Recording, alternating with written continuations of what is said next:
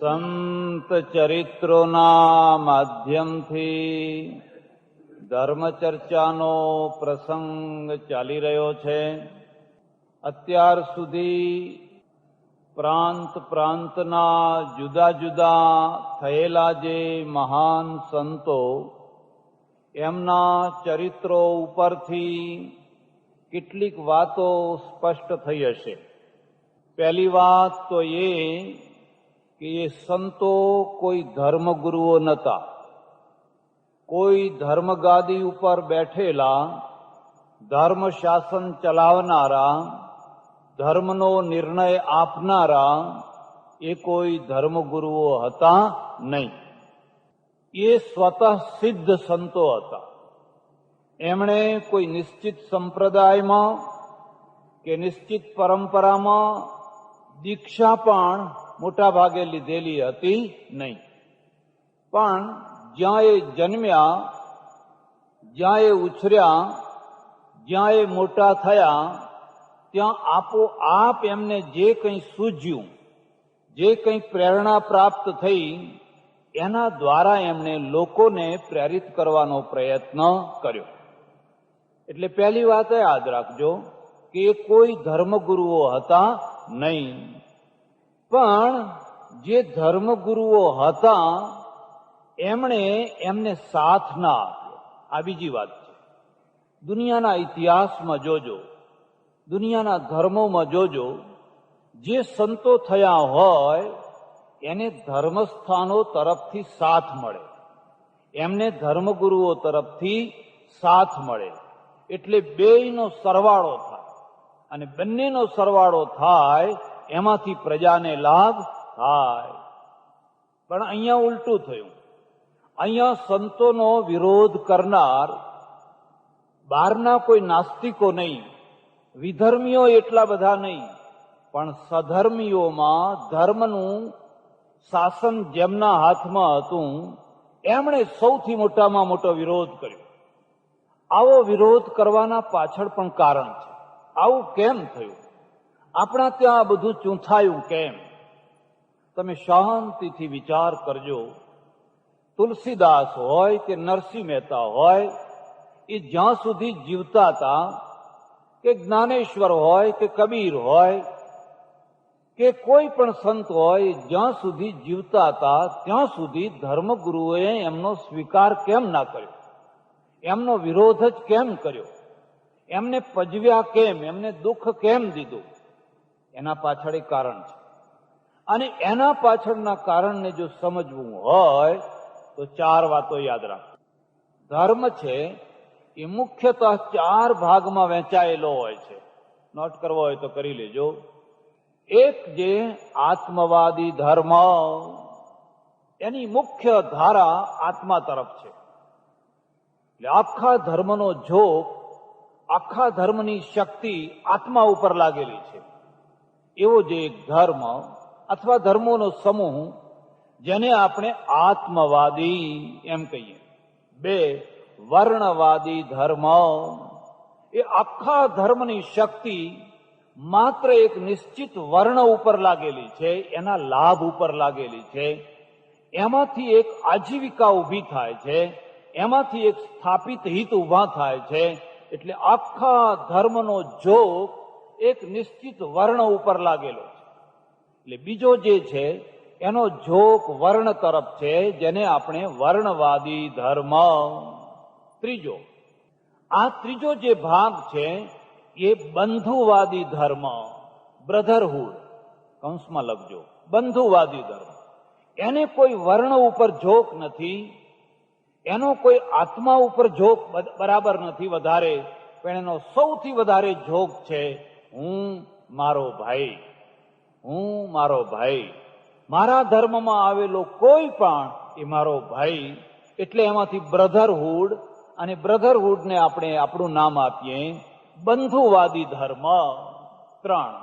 અને ચોથો, છેલ્લો અને મુદ્દાનો માનવતાવાદી ધર્મ. માનવતાવાદી, એમાં આત્મા ઉપર બહુ ભાર નહીં, નિશ્ચિત વર્ણ ઉપર ભાર નહીં, મારા ભાઈ ઉપર પણ બહુ ભાર નહીં, પણ સમગ્ર વિશ્વની બધી જનતા ઉપર ભાર. દુનિયાનો એકે એક માણસ, એથી વધારીને દુનિયાનો એકે એક જીવ મારો ભાઈ છે અને એના લાભ માટે મારે જીવવાનું છે. તો આ 4 વાદો યાદ રાખજો. સૌથી પહેલો આત્મવાદ, વર્ણવાદ, બંધુવાદ અને માનવતાવાદ. આ 4 વાદો છે અને 4 વાદોમાં દુનિયા વહેંચાયેલી છે. કેટલાક લોકોને તમે જોશો સવારથી સાંજ સુધી આત્માની જ વાતો કરતા હોય. આત્મા આત્મા આત્મા આત્મા. એ એટલે સુધી કે આત્મા સિવાયની અમારા આગળ બીજી કોઈ વાત જ ના કરવી. આપણે એમને પૂછીએ ખાવાની વાતે નહીં કરવાની, તમને ટાઈમ થાય એટલે જમવાની વાતે નહીં કરવાની? ના, એ તો કરવી પડે એમ કે એના વિના ચાલે. આત્માનો વિરોધ નથી, આત્મવાદ હોવો જોઈએ, એની કોઈ ના નથી.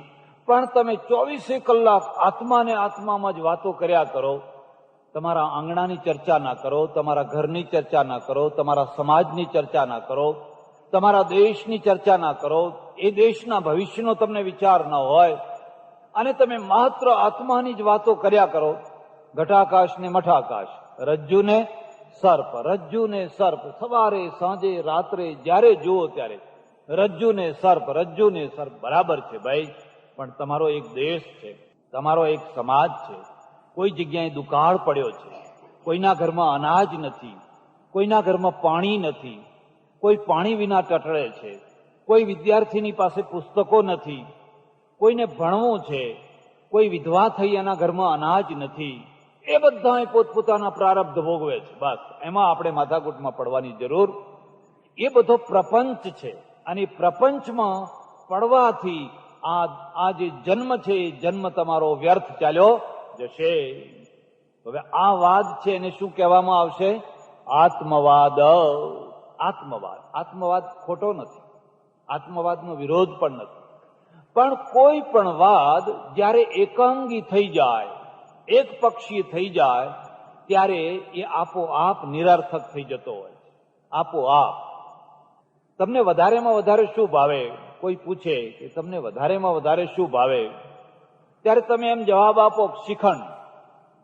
હું છોકરા આવે ને એટલે પૂછું એમને. નાના છોકરા બિચારા સાચો જવાબ આપી દે, મોટા સાચો જવાબ આપે. મોટાને પૂછીએ તમને શું ભાવે, કે જે હોય એ બધું એવું કે. નાના પણ એમ તોય કહો તો ખરા કે નહીં ખીચડી કઢી. હવે ખીચડી કઢી ભાવે ખોટી વાત કહે છો, એને ભાવે ચકતા, એને ભાવે છે શીરો, એને ભાવે છે લાડવા, પણ એ પેલું છુપાવીને બોલે છે. છોકરું હોય ચૂપચાપ જે હોય એ કહી દે. હવે એને શ્રીખંડ ભાવે છે, 360 દિવસ માત્ર શ્રીખંડ ખવડાવો તો ખાઈ શકશે? સાથે કઈ નહીં આપવાનું, મરચું નહીં, મીઠું નહીં, હળદર નહીં, કશું જ નહીં, ખાલી શ્રીખંડ. એ ખાઈ શીખવાનો હતો? કેમ? શ્રીખંડ એકાંગી થઈ ગયો. શ્રીખંડનું રૂપ થઈ ગયું એકાંગી. એટલે અમૃત પણ ઝેર થઈ જાય. જ્યાં તમે એકાંગી થયા નહીં કે અમૃત હોય તો અમૃત પણ ઝેર થઈ જાય. ચાલો, તમને કોઈ એમ પૂછે કે તમને શું પહેરવું ગમે છે, માનો તો કોઈ એમ કે મને તો કોટ પાટલું હોય બહુ સરસ ગમે, બહુ સરસ. બરાબર છે. હવે એને કોટ પાટલું જ પહેરાવો. 24 કલાક સુઈ જાય તો એ કોટ પાટલું, ઉઠે તો એ કોટ પાટલું, હરવા ફરવા જાય તો એ કોટ પાટલું. કોટ પાટલું કાઢવા જ ના દો. એને ગમશે ખરું? એને ગમશે? કોટ પાટલું ગમશે, પણ 2-4 કલાક પહેરવાનું હોય, કંઈ બહાર જવાનું હોય, કંઈ રૂવાબ કરવાનું હોય અને રૂવાબથી અંજાઈ જનારા લોકો હોય ત્યારે પહેરવાનું. તમે ઘરમાં બેઠા હોય તો આવડું માંડિયું પહેરીને બેઠા હોય, ભલું પૂછો તો માંડિયું ના પહેર્યું હોય, પોતડી જ પહેરી હોય, ઘરમાં બેઠા લુંગી લગાવીને જ રાત્રે પડ્યા હોય. તો આ જે છે એમ જીવનમાં જ્યારે કોઈ પણ તત્વમાં એકાંગીપણું આવી જાય ત્યારે આપોઆપ એ અવ્યાવહારિક થાય. અને જે અવ્યાવહારિક થાય ને એનાથી પછી સમાજને કે વ્યક્તિને લાભ થાય નહીં. આત્મવાદ સાચો ખોટો નહીં, પણ આત્માની સાથે શરીર ખરું કે નહીં? શરીરની સાથે કુટુંબ ખરું કે નહીં? કુટુંબની સાથે ગામ ખરું કે નહીં? એક માણસ આખી જિંદગી આત્માની વાતો કરે. એક જ દાખલો હું તમને આપું.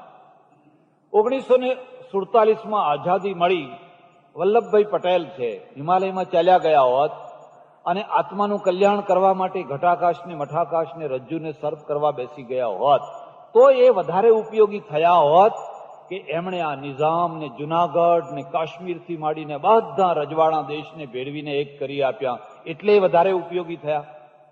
પેલો યોગી વધારે મહત્વનો કે આ રાજયોગી વધારે મહત્વનો? પેલા યોગીમાં એનું એકનું ભવિષ્ય છે અને તે સંદિગ્ધ છે, ખબર નહીં એને શું મળ્યું શું ના મળ્યું, આપણી પાસે કોઈ ગેરંટી. પણ જેણે સમાજનું કામ કર્યું, જેણે રાષ્ટ્રનું કામ કર્યું, જેણે માનવતાનું કામ કર્યું, એની સિદ્ધિઓ તો પ્રત્યક્ષ છે. એની સિદ્ધિઓ માટે કોઈને કંઈ શ્રદ્ધા રાખવાની જરૂર, એ તો પ્રત્યક્ષ છે. એટલે કડી છે, કડી કરીને એક ગામ, એ કડીમાં એક છગન બાપા ગુજરી ગયા, દેવ થઈ ગયા, પટેલ છગન બાપા. અને છગન બાપા મોટી ઉંમરે એમને સંન્યાસ લેવાની ઈચ્છા થઈ. સંન્યાસ લેવા માટે હરિદ્વાર ઋષિકેશ ગયા. નસીબ સારું, કોઈ સારા સંન્યાસીના હાથમાં પડી ગયા. આનું નામ નસીબ કહેવાય. જ્યાં તમારો પુરુષાર્થ ના હોય ને તમને ભગવાન સારો માણસ બેટાડી આપે, એનું નામ કહેવાય નસીબ. તમે 100 ગરણે ગાડી વેવાઈ કર્યા હોય, એક ગરણે નહીં 100 ગરણે ગાળ્યા હોય, કેટલાને નપાસ કર્યા હોય, આ નહીં આ નહીં આ નહીં, આ બરાબર છે. અને 100 ગરણે ગાળ્યા પછી જે વેવાઈને જમાઈ કર્યા હોય એ બિલકુલ ઉલટા જ નીકળે તો, અને નીકળે કે ના નીકળે? તો હવે તમારો પુરુષાર્થ રહ્યો એમાં? ઘણી વાર આપણા પુરુષાર્થની પણ મર્યાદા હોય છે, એની પણ એક સીમા હોય છે. જીવનના કેટલાય ક્ષેત્રો એવા છે જ્યાં આંધળા થઈને કૂદકો જ મારવાનો હોય છે, અને કૂદકો બેડો પારે કરે અને બેડો ગર્ક કરે, એટલે ડૂબાડીએ દે. કંઈ કહેવાય નહીં. જ્યાં ગયા ને જે આશ્રમમાં ઉતર્યા ને, બહુ સજ્જન કોઈ સારા સાધુ મળી ગયા. આ 55-60 વર્ષના છગન બાપા, એમનું નામ જ છગન બાપા લોકોએ પાડેલું. બસ કે હવે મારે સંસારમાં કોઈ મોહ નથી, હવે હું જઉં સંન્યાસી થઉં, મારું છેવટનું જીવન પૂરું કરું. પણ સંન્યાસી એમને સારા મળી ગયા. 2, 5, 10 દિવસ રાખ્યા પછી એમને સમજાયા, તારે સાધુ થવું છે ને, તારે સંન્યાસ લેવો છે ને, જા ઘેર પાછો જા. 55-60 વર્ષના ને ઘેર પાછો જા, અને પાછો જઈ અને તારા કામ ના કરીશ, લોકોના કામ કર, લોકોના કામ કર. કોઈ દાજ્યું હોય ને દવાખાને લઈ જા, કોઈ દવાખાનામાં હોય ને દવા ના હોય ને દવા લાવી આપ, હાઈસ્કૂલ ના હોય તો હાઈસ્કૂલ ઊભી કર, લાઇબ્રેરી ના હોય તો લાઇબ્રેરી ઊભી કર, મંદિર ના હોય તો મંદિર ઊભું કર. કોઈનામાં સંસ્કાર ના હોય તો એક મંડળ કરીને લોકોને ભજન ધૂન કરતા સંસ્કાર નાખ, ગીતા વાંચતા શીખવાડ, વિષ્ણુ સહસ્ત્રનો પાઠ શીખવાડ. જા ઘેર જા અને 24 કલાક સતત કંઈ ને કંઈ કામ કર. આના મનમાં વાત જામી ગઈ. આ માણસ આયા પાછા. ઘેર આવ્યા એટલે લોકોએ હસી ઉડાડી, કરે સંન્યાસ લેવા ગયા હતા પાછા આયા કે ના, સંન્યાસ લઈને આવ્યો છે. એમને એમ પાછો આવ્યો, જબ્બો એનો, એ ધોતિયું એનું, એ ટોપી એની, એને કે હા સંન્યાસ લઈને આવ્યો છે. પણ ગુરુ એવા મળ્યા છે કે મારા સંન્યાસનું ફળ મારે નથી ભોગવવાનું, મારા સમાજને ભોગવવાનું.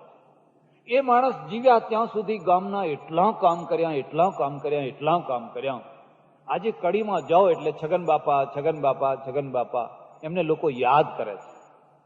કેમ યાદ કરે છે? બસ આ જ ગીતા કહે છે, અનાશ્રિત કર્મ ફલમ કાર્યમ કર્મ કરોતિ યહ સ સંન્યાસી ચ યોગી ચ ન નિરગ્નિર ન ચાક્રિય. અર્જુન, કર્મના ફળની ઈચ્છા રાખ્યા વિના, અહંકાર કર્યા વિના કર્તવ્ય કર્મોને જે કર્યા કરે છે, બસ એનું નામ સંન્યાસી, એનું નામ યોગી. જે અગ્નિને નહીં અડનારો, ના નિરગ્નિર નચા, અને કઈ ક્રિયા નહીં કરનારો. અમારે સંન્યાસીને તો કઈ કામ કરવાનું હોય, એ સંન્યાસી નથી. પણ જે લોકો માટે જીવે છે એનું નામ છે સંન્યાસી. ભગવાને તો કેટલી વાર વ્યાખ્યા કરી, જ્ઞેયસ નિત્ય સંન્યાસી યો ન દ્વેષ્ટિ ન કાંક્ષતી.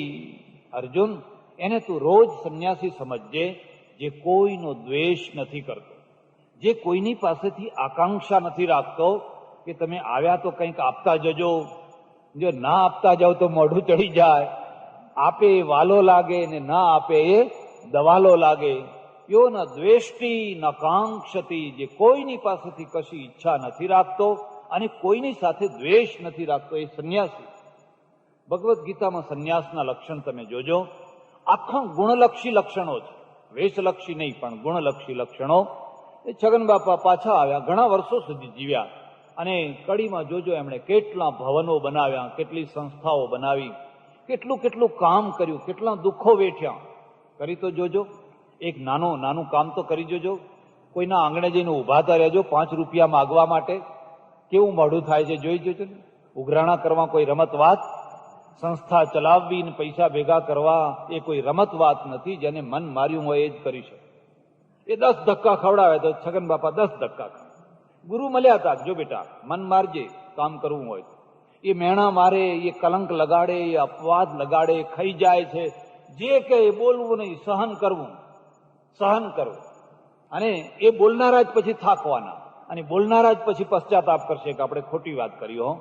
આવા સંત પુરુષની આપણે નિંદા કરીને બહુ મોટું પાપ કર્યું, પણ તું સામે કશું બોલીશ નહીં. એટલે આત્મવાદ છે એ સાચો વાદ છે, કઈ ખોટો વાદ નથી. પણ આત્મવાદ જયારે એકાંગી થઈ જાય અને એકાંગી બનાવી દેવામાં આવ્યો, આપણા ત્યાં આત્મવાદને એકાંગી બનાવી દેવામાં આવ્યો. વર્ષોથી એક જ ધૂન, તું ને તારો આત્મા, તું ને તારો મોક્ષ, બસ બીજી વાત નહીં. એમાં શું થયું? એમાં દેહ બકાત થયો, સમાજ બકાત થયો, રાષ્ટ્ર બકાત થયું, માનવતા બકાત થઈ. ચારે તરફ મારે કઈ લેવા દેવા નહીં, હું બસ ગુફામાં બેસી રહું, હું મારું કલ્યાણ કરી લઉં. પણ એના પછી જે બીજો વાદ આવ્યો ને, એ બીજા વાદનું નામ છે વર્ણવાદ.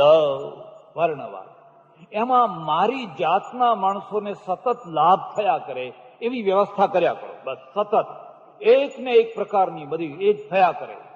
અને વર્ણવાદે એક સ્થાપિત હિત ઉભું કર્યું.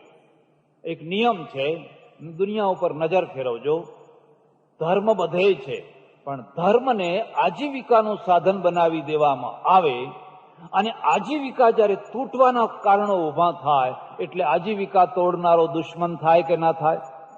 આ સંતોએ જે માર્ગ બતાવ્યો એમાં પેલી જે પરંપરાની આજીવિકાઓ આપોઆપ તૂટતી, અને આપોઆપ તૂટતી આજીવિકાને કોઈ સહન કરવા તૈયાર થાય? તમારી દુકાન ઊંચી મુકાઈ જાય, તમારી આજીવિકાનો ટોપલો ઊંધો વળી જાય તો તમને ગમે ખરું? સંતોએ 2 વાતો કરી, ભગવાનનું ભજન કરો, અને ભજન કરવા માટે ત્રીજા માણસની કોઈ જરૂર નથી, અને બને એ પરમાર્થ કરો, બને આ સિવાય કંઈ કરવાનું નથી. નીતિથી રહો, પ્રભુનું ભજન કરો. સરળ અને સહજ ધર્મ. એ ધર્મમાં કોઈ આટાપાટા નહીં, કોઈ ગૂંચો નહીં, અને લોક ભાષામાં એ ધર્મ. બહુ મોટા સંસ્કૃતના અટપટા શ્લોકો ગોખવાની જરૂર નથી. ભગવાન સંસ્કૃતે જાણે છે ને ગુજરાતીએ જાણે છે, મરાઠીએ જાણે છે ને હિન્દીએ જાણે છે. તમારા અંતરની ભાષા હોય, કોઈ પણ ભાષા હોય, એ બધી જાણે છે, એમાં કશો ફેર પડતો નથી. અને એમાંથી સ્થાપિત હિત જે છે એને એક બહુ મોટી આંચ આવી. એમને થયું કે જો આ વાત ચાલવામાં આવશે તો અમારું તો આખું દેવાળું જ નીકળી જશે. એટલે ભારતમાં બાદબાકીઓ થઈ, સરવાળા થઈ શક્યા. આ મૂળ કારણ એને જાણજો તમે. એટલે આ વર્ણવાદ એ બીજી વસ્તુ થઈ. ત્રીજી વસ્તુ થઈને એ બ્રધરહુડ, બંધુવાદ મુસ્લિમોનો. એમણે સૌથી વધારે ભાર શાના ઉપર મૂક્યો? આત્મા ઉપર નહીં, બીજા કોઈના ઉપર નહીં. જાણતા અજાણતા કોઈ પણ માણસ હોય તારો ભાઈ છે, એના માટે જે બને એ કરી છૂટ, પણ એ તારો ભાઈ છે. આપણે એ વાત જ ના રહેવા દીધી કે આ તારો ભાઈ છે.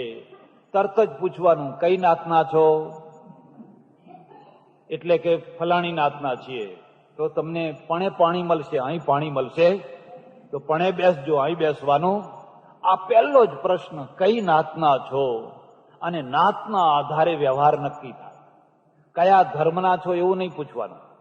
હિન્દુ ધર્મ તો છે જ, પણ એને કઈ નહીં. માનવતાવાદ ઉપર પ્રત્યક્ષ જે ધર્મોએ પ્રત્યક્ષ ભાર ના મૂક્યો, પણ આ સંતોએ ભાર મૂક્યો. જોજો, સંતોના ચરિત્રો જોજો. તુલસીદાસે શાના ઉપર ભાર મૂક્યો? નરસિંહે શાના ઉપર ભાર મૂક્યો? તુકારામે શાના ઉપર ભાર મૂક્યો? જ્ઞાનેશ્વરે શાના ઉપર ભાર મૂક્યો? માનવતાવાદ, હ્યુમેનિટી. બસ માત્ર માણસ છે. ભગવાનના દરબારમાં કોઈ એનો ભેદ નથી, કોઈ ઊંચ નથી, કોઈ નીચ નથી, કોઈની મોનોપોલી નથી. ભોજા ભગતે એક ચાપખામાં બહુ સરસ વાત લખી છે, બહુ સરસ વાત લખી છે. કોઈ બ્રાહ્મણે કહ્યું કે તમારાથી તો ભગવાનની પૂજા ના કરી શકાય, મંદિર બહાર રહો. એટલે એમણે કહ્યું તમારામાં ડબલ ભગવાન છે ને મારામાં સિંગલ છે. જો ભગવાન બધે વ્યાપક છે, ભગવાન બધે સરખો છે એમ તમે કહો છો, તો તમારામાં જો ડબલ હોય અને મારામાં સિંગલ હોય, ઓછો હોય, તો એ મોનોપોલી બરાબર છે. પણ શા કારણે નથી થતું એ મને સમજાવો. એટલે આ હ્યુમેનિટી, માનવતાવાદ, અને માનવતાવાદ છે એને આ દેશ ઉપર બહુ મોટો ઉપકાર કર્યો. હું ઘણી વાર વિચાર કરું છું, જો આ સંતો ન થયા હોત તો આ ધર્મની જે અધોગતિ થઈ એ અધોગતિ એથી મોડી અધોગતિ થઈ હોત. પણ બચાવ્યો તો આ સંતોએ બચાવ્યો. અને બચાવવામાં એક જ કારણ, એ કોઈ ધર્મગુરુ નહોતા, એમને કોઈ સંપ્રદાય ચલાવવો નહોતો, એમને સહજ સિદ્ધ ઈશ્વરની ભક્તિ કરવી હતી. એમણે ટોળા ભેગા ન કર્યા, પણ ટોળા આપોઆપ ભેગા થઈ ગયા. એમણે કોઈને બોલાવ્યા નહીં, પણ ખેંચાઈને લોકો આપોઆપ આવી ગયા અને આપોઆપ આવ્યા. એમની વાણીમાં આપોઆપ તેજ હતું અને તેજે વાણીને અમર કરી. નરસિંહની વાણીને કોણે અમર કરી? કોઈ લાગવગથી અમર થઈ? કોઈની ભલામણથી? કબીરના દોહરા કેમ અમર છે? કબીરની સાખીઓ કેમ અમર છે? આખા દેશમાં કબીર કેમ છે? તુલસીદાસની સાખીઓ કેમ અમર છે? આપણે ઘણોય પ્રચાર કરીએ, પણ વેદ મંત્રોનો પ્રચાર કેમ નથી થઈ શકતો ઘર ઘરમાં? કબીરની સાખી અને તુલસીની સાખીનો પ્રચાર કેમ થઈ શકે? કારણ કે હૃદય ઉપર અસર કરે છે. એ તમારી વાણી છે, તમારી ભાષા છે, એટલે એની અસર તરત જ થાય છે. બસ આ ચાર મુદ્દાઓ યાદ રાખશો. લોકોની ભાષા, લોકોને પાળી શકાય એવો ધર્મ, લોકો આચરી શકે એવો ભક્તિ માર્ગ, અને લોકો પચાવી શકે એવો સહજ પરમાર્થનો માર્ગ, આટલું જેનામાં ભેગું થયું એનું નામ થયું સંત માર્ગ. મહારાષ્ટ્રમાં એક અકોલા શહેર છે, અને અકોલાની અંદર મિલ, મારા એક ઓળખીતા માત્રાનંદ સ્વામી ત્યાં રહે.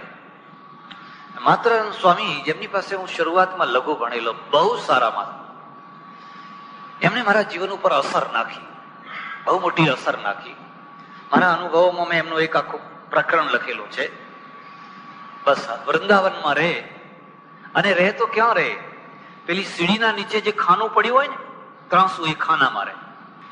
બસ બપોરે પંચાજીરી ખાય, આટલી ચપટી પંચાજીરી ખાય. આખો દિવસ તમે જુઓ તો રાધે કૃષ્ણ, રાધે કૃષ્ણ, રાધે કૃષ્ણ. કોઈ કોઈ વાર મને છે ને જરા અપલક્ષણ, તો હું જોયા હું કે અંદર બેઠા બેઠા શું કરે છે. તો પેલી તિરાડમાંથી જોઉં ને, આંખમાંથી આંસુ નીકળતા હોય, અને આમ માથું કરીને રાધે કૃષ્ણ, રાધે, એક ભાવાવસ્થામાં એમનું જીવન રહ્યા કરે.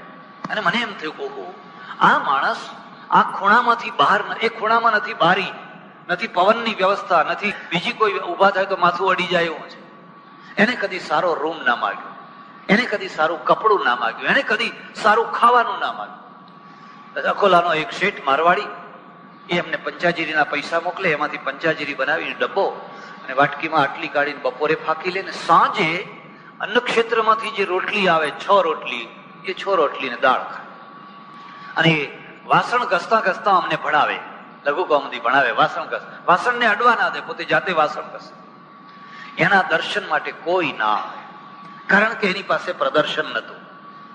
વૃંદાવનમાં આટલા બધા યાત્રાળુઓ આવે, ઓહો, ટોળે ટોળા, અને અહીં દર્શન કરવા જાય, અહીં દર્શન કરવા જાય. ત્યાં બધી ગાદીઓ લગાવીને લોકો બેઠેલા, મોટી આલિશાન ગાદીઓ, મોટા મોટા લેબલ, મોટા બોર્ડ, આમ વાઘંબર ને ફલાણું ને રુદ્રાક્ષની લોકો બધા ફરે. બધા અહીંયા કોઈ દર્શન કરવા ના આવે. કેમ? અહીંયા દર્શન હતું, પણ એ પ્રદર્શન હતું.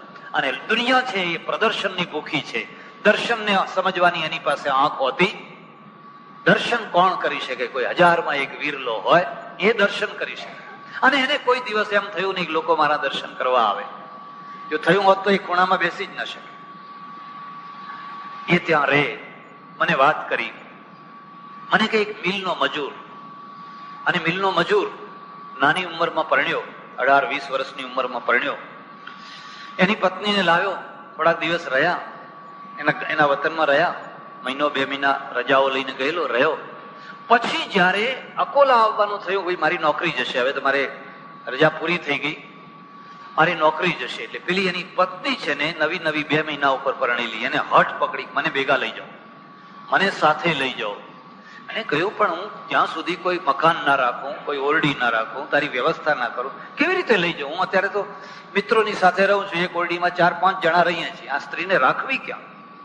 ના, પણ તમે ગમે એમ કરો, પણ તમારા વિના હું એક ક્ષણ પણ જીવી શકવાની, હમણાં ને હમણાં મરી જવાની, હમણાં તમે મને સાથે લઈ જાઓ. કેટલો પ્રેમ હશે, કેટલો બધો પ્રેમ હશે. પેલો એકનો બે ના થયો, તું રે 2 મહિના, 4 મહિના, 6 મહિના રે, હું તારા માટે મકાન રાખીશ, પછી તને લઈ જઈશ. આને થયું કે સવારે એકલા જ જવાના છે, મને લઈ જવાના. બસ એ રાત્રે જઈને કુવામાં પડી, મને નથી લઈ જતા, માટે મારે હવે જીવવું. પતિનો વિયોગ, અને આ વિયોગ મારાથી સહન નહીં થાય, અને સહન નહીં થાય એટલે એના દેખતા દેખતા હું કુવામાં પડું ને મરી જાઉં. પણ એનું નસીબ તે જ, એટલે કુવામાં પાણી છે ને આટલું જ પાણી, એટલે ડૂબી નહીં પણ ઉભી રહીને પછી છે ને એક ઉભરો હોય છે, ઉભરો ઉતરી ગયા પછી એ જ માણસ કહે છે, બચાવો બચાવો બચાવો. એ જ માણસ કહે છે. એને બધાએ બચાવી બહાર કાઢી પછી તે એની સાસુ વગેરે બધા લોકોએ કહ્યું, ભાઈ લઈ જા હવે, આ તો ઠીક છે, બચી ગઈ, ને તો આ તો ઉપાધિનો પાર નહીં. ને પેલાને પણ થયું, ઓહો કેટલો અનન્ય પ્રેમ, કે મારા વિના એક ક્ષણ પણ રહી નથી શકતી, તો જઈને કુવામાં પડી આત્મહત્યા કરવા. હવે તો મારે એને સાથે જ લઈ જવાની. સાથે લઈ ગયા. હવે સાથે લઈ ગયા પછી તો નોકરી ચાલી, વર્ષો વીત્યા, અને બન્યું એવું કે પેલા પુરુષને ડાયાબિટીસ થયો, મધુપ્રમેહ ડાયાબિટીસ થયો. અને ડાયાબિટીસ એ જ સમયમાં બધી દવાઓ નહીં, બધા ઉપચારો નહીં, શરીર સાવ દુર્બળ થઈ ગયું, મિલમાં જઈ ન શકે, નોકરી છૂટી ગઈ, કોઈ આવક નહીં. અને આ સ્ત્રી છે એની નોકરી લાગી ગઈ, આ ભાઈ હતી ને એવી પછી મિલમાં નોકરી લાગી ગઈ, અને આની નોકરી છૂટી ગઈ. હવે આ સ્ત્રીને આ પુરુષ છે ને ઝેર જેવો લાગવા માંડ્યો, ઝેર જેવો. આ ક્યાંથી ઘરમાંથી જાય, તમે નકામા, તમે કશું કરતા નથી, તમે આમ, તમે તેમ, ફલાણું. જીવનમાં જોયું. એટલે હું તમને એક બીજી વાત કહું છું, બધી વસ્તુનો વિશ્વાસ કરજો, પણ કદી સંબંધનો વિશ્વાસ કરશો. એના માટે કોઈ ગેરંટી જ નથી, કોઈ ગેરંટી કાર્ડ જ નથી. તમારે એમ સમજીને ચાલવાનું છે કે જો આ સંબંધ ન રહે તોય મારે જીવવાનું છે, તો તમે વિશ્વાસ ક્યાં કરશો? સંબંધમાં વિશ્વાસ નહીં કરો તો બીજે કરશો ક્યાં? બે તરફ ઉપાધિ છે ને, વિશ્વાસ ન કરો તોય ઉપાધિ, અને વિશ્વાસ કરો તોય ઉપાધિ. ત્યારે મધ્યમ માર્ગ છે, અને મધ્યમ માર્ગ એ છે કે તમારે પ્રત્યેક પરિસ્થિતિમાં સંબંધ હોય તોય જીવવાનું છે, અને સંબંધ ન હોય તો એટલી જ ખુમારીથી જીવવાનું છે, એટલી જ ખુમારીથી જીવવાનું છે. એ જો તમને આવ્યો હોય, આધ્યાત્મિક વ્યક્તિ છો, અને એ જો તમારામાં ના આવ્યું હોય તો તમે કાં તો રાગી છો. છેવટે આ માણસ છે ને એને ઘરમાંથી કાઢી મૂક્યો, પેલી સ્ત્રીએ બિલકુલ કાઢી મૂક્યો, જાઓ જ્યાં જવું હોય ત્યાં જાઓ, હું ખાવા નહીં આપું. કેટલી બદલાઈ ગઈ. જે માણસ પ્રાણ આપવા તૈયાર હતી બદલાઈ ગઈ ના બદલાઈ? ક્યાં જવું? ઉપર આકાશ ને નીચે ધરતી. રોગી માણસને કોણ રાખે? અહીં અમારે ત્યાં ઘણા માણસો આવે, ઘણી દયા આવે, હવે રાખીએ તો એની આખી બધી જવાબદારી, એની સેવા શુશ્રૂષા કોણ કરે? અને એનો પોતાનો સ્વભાવ પાછો સાથે હોય, એ સ્વભાવમાં પાછા જેવા તેવા ના હોય, એને મદદ કરી શકાય. માત્રાનંદ સ્વામીનો આશ્રમ, પાઠશાળા ચલાવે, ભણાવે વિદ્યાર્થીઓ. એ મને કે આ માણસ છે ને મારે ત્યાં આવ્યો, મારે ત્યાં આવીને કહ્યું, ગુરુજી मैं कभी कभी आपके यहाँ आता था, लेकिन अब सदा के लिए आपके यहाँ आ गया हूं. ઉતરેલા ઘોડાને કોણ રાખે? જે ઘોડો રહેવાલ ચાલતો હોય ધડ ધડ ધડ ધડ, એના ઉપર સવારી કરવાનું કોને મન ના થાય? પણ જે ઘોડો ઉતરી ગયો, હવે બિલકુલ કશા કામનો નથી, એને કોણ સંગ્રહે? અને જે સંગ્રહે ને એનું નામ સંત કહેવાય. એ લેંઘો પહેરે તોય સંત કહેવાય, ને પાટલુન પહેરે તોય સંત કહેવાય. જે સંગ્રહે ને, આ સ્વામી માત્રાનંદ સ્વામીએ કહ્યું, ભલે ભાઈ હો રે, તારે રહેવું હોય તો રહે, તું ચિંતા ન કર. મારી જે રોટી બનાવું છું ને એના ભેગી 2 રોટી તારી બનાવીશ, અને તું ખાજે. કોઈ વાર આવું કરી જજો, હું તમને એક ભલામણ આપું છું. અને શું છે કે જિંદગીમાં જો તમારા બાવડામાં જોર હોય, તમારા બાવડામાં તાકાત હોય, એક માણસને આશ્રય આપો, એક માણસને. પછી એ બાળક હોય કે વૃદ્ધ હોય ડોશી હોય કે ડોસો હોય, એક માણસને ઘરમાં આશરો ના આપી શકાય તો જ્યાં રહેતું હોય ત્યાં એના માટે ખાવાનું મોકલો. તમે હરિદ્વાર જઈને ભંડારા કરો છો, તમે ઋષિકેશ જઈને ભંડારા કરો છો, જેમના ત્યાં રોજ ભંડારા થાય છે એમને ભંડારા કરો છો. તમારી ચારે તરફ નજર કરો અને નજરમાં જુઓ, એક માણસ એવું છે કે એને રોજ એક થાળી મોકલવાની જરૂર છે. ગામે ગામ તો કઈ સદાવ્રત હોય નહીં, ગામે ગામ કઈ અન્ન ક્ષેત્ર ન હોય, અને હોય તો ઘણા લોકો ત્યાં જમવા જઈ ન શકે. તો તમારા ઘરમાં 8 માણસની રસોઈ થાય છે, શું 8.5 માણસની રસોઈ નથી થઈ શકે? માત્ર એક અડધા માણસની રસોઈ, એક ડોસો, એક ડોસી, બસ એને, અને એને ભગવાનને થાળ ધરાવે એમ પહેલા આપવાનું. તમે ભગવાનને ઓળખો, ભગવાનને થાળ ધરાવો છો ને, આ તમારો ભગવાન છે, જઈને આપી આવો. જોજો, જે ઘરમાં આવું થતું હશે ને, એ ઘરનું વાતાવરણ તમે જોજો, એ ઘરના છોકરા જોજો, એ ઘરની છોકરીઓ જોજો, એને સંસ્કાર છે, જા બેટી આ પેલાને આપી આવો, જા પેલા એને જમાડી આવો. તો આપણા ત્યાં રાખ્યા છે. એટલે માત્રાનંદ સ્વામીએ કહ્યું રે તું તારે શાંતિથી રહે. અને પાછા માત્રાનંદ સ્વામી છે ને, એ થોડુંક વૈદક જાણે, થોડીક દવા જાણે, જડીબુટ્ટીઓની દવા જાણે. એટલે એમણે એની દવા શરૂ કરી. દવા શરૂ કરી તો 2-3 મહિનામાં તો લાલ સરસ મજાનો થઈ ગયો, રોગ મટી ગયા. 2 કારણ છે, દવા અને દુઆ. એને દવાએ મળી અને એને દુઆએ મળી. શરીર સારું થયું. શરીર સારું થયું તો ફરતો ફરતો એક દિવસ પેલી મિલમાં પહોંચી ગયો. મેનેજર બહુ ભલો માણસ, અરે કે તમે તો બહુ દુબળા પાતળા થઈ ગયા. અરે કે મહારાજ એક મળ્યા ને, એમની કૃપાથી શરીર સારું થઈ ગયું, જો મને ફરીથી નોકરી રાખો તો. કે આવી જાઓ, વાંધો નહીં, ફરીથી નોકરી રાખી. તો ફરીથી આનું નામ શું છે? ચડતી પડતી જીવલડા, ચડતી પડતી આવે, મનમાં શા માટે મૂંઝાય. આવે કે નહીં ચડતી પડતી? કેટલી પડતી આવી, અને પડતી કરી તો કોણે કરી? ઘરના જ માણસે કરી. અને ઘરનું માણસ કયું ઘરનું માણસ? જે એના માટે જાન આપતું હતું. એ મિલમાં દાખલ થઈ ગયો, નોકરી લાગી ગઈ. આ બનેલી વાત કહું છું. પછી તો અહીંયા આશ્રમમાં રહે, પગાર લાવે અને આ મહારાજને આપી દે. બાપજી તમે મને નવું જીવન આપ્યું, હવે આ પગાર બધો તમારો. 2-3 મહિના થયા, પેલી સ્ત્રીને ખબર પડી, એમને ખબર પડી કે હો મારા ઘરવાળા તો નોકરી લાગી ગયા છે ને, પગાર છે ને, શરીર સારું થઈ ગયું છે. એક દિવસ ફરતી ફરતી આવી ગઈ અને જે કઈ રડવા માંડી, અરે અમે તો તમને ખોડી ખોડીને થાક્યા, તમે ક્યાં ગયા હતા? કેટલા દીવા, કેટલી બાધાઓ માની, કેટલું ફલાણું કર્યું, ક્યાં ગયા હતા? એટલે પેલા એ કહ્યું હવે આ જુઓ, હવે હું પગાર લાવતો થયો ને, એટલે હવે આવી છે. બહુ બધી વાતો. કાઢો, ઘેર ચાલો, આવવું જ પડશે તમને, મારા સામ, તમને પેલા મુનિયાના સામ, તમે ફલાણાની સોગન, આવવું જ પડશે. અને ઈશ્વર છે ને, ઈશ્વરે બહુ દયા કરી છે. બહુ દયા શું કરી છે? મોહ મૂક્યો છે. જો આ મોહ ના મૂક્યો હોત તો તમે કેટલી વાર ઘર છોડીને ભાગ્યા હોત.